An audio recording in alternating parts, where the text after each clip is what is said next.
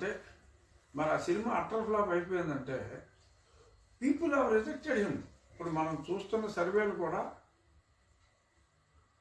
అంత కరెక్ట్ కాదు, ఇంకా బ్యాడ్గా ఉంది ప్రజల్లో. నిజంగా జగన్మోహన్ రెడ్డిని మా జగను అని చెప్పి 40% మంది రాష్ట్రంలో వాళ్ళు ప్రేమిస్తే అయితే ఫ్రీ టికెట్ ఇచ్చినందుకన్నా వాళ్ళు కూర్చోవాలి. ఏసీ వాళ్ళు కూర్చుని నేను నెప్పా వేరే బ్రాండ్ ఇచ్చినందుకు కూడా ఎందుకు కూర్చోట్లేదు అంటే 40 degrees టెంపరేచర్ ఎంజాయ్ చేస్తున్నారు సార్ బయట. భరించలేదు. ఈ లెక్కన ఎన్ని టికెట్ తెగాయి సార్ ఇప్పుడు? అంటే మరి ఫస్ట్ డే బలవంతంగా తీసుకెళ్లారండి నాయకులు వెళ్ళి. ఎమ్మెల్యేలను కూడా పంపారట్టుగా అసెంబ్లీలో కూర్చోబెట్టకుండా. ఎమ్మెల్యేలు జనాలు వేసుకుని బలవంతంగా తీసుకెళ్లారు. రాజమండ్రిలో ఏకచిత్ర కూడా చాలా మందిని తీసుకుని వెళ్ళి అక్కడ కూర్చున్నారు. యాత్ర 3 కూడా అయితే వచ్చేస్తుందని చెప్పి చెప్పడం జరిగింది. అంటే మీ అంచనా ప్రకారం యాత్ర 3లో ఏమేమి ఉండొచ్చు? యాత్ర 3లో ప్రజలు ఎలా అపార్థం చేసుకుని ఓడించారు, ఇటువంటి విషయాలన్నీ బహుశా యాత్ర 3లో ఉండొచ్చు. ఇప్పుడు మరి పోటీగా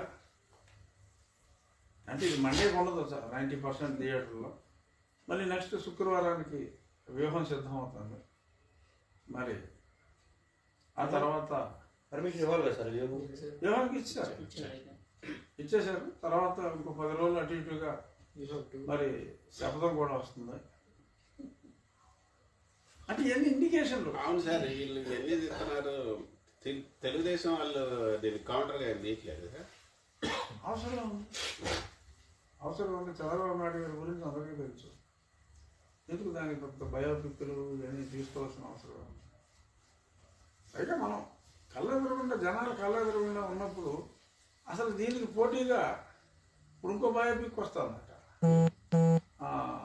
ఎవరో బాపట్ల ఎంపీ ఆయన పేరు మనకెందుకు కానీ బాపట్ల ఎంపీ గారు ఆయన కూడా ఆయన యథార్థ జీవిత కాదని కూడా ఉంది సార్. ఆయన క్యారెక్టర్ చెల్లి క్యారెక్టర్ లేదు. పేర్లోనే చదివారు సార్.